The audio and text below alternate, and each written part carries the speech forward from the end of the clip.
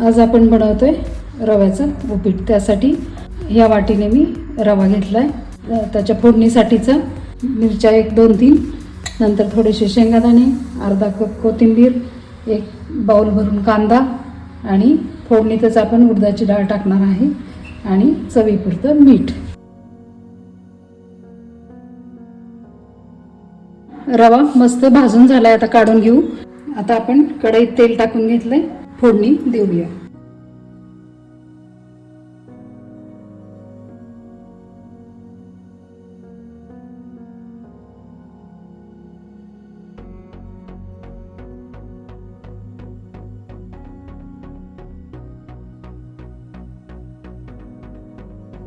आता आपले उपीटाच्या फोडणीचा कांदा वगैरे सर्व भाजून झालेला आहे. त्यात आपण चवीपुरतं मीठ टाकून घेऊ.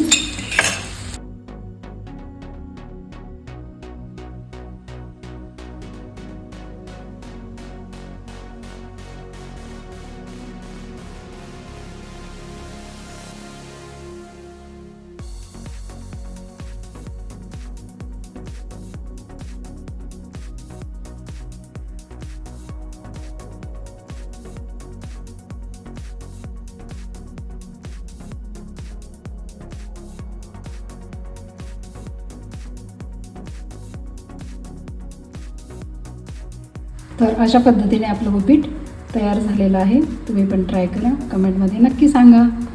भेटूयात पुन्हा नवीन रेसिपीसह. तोपर्यंत मस्त राहा आणि चवीने खा.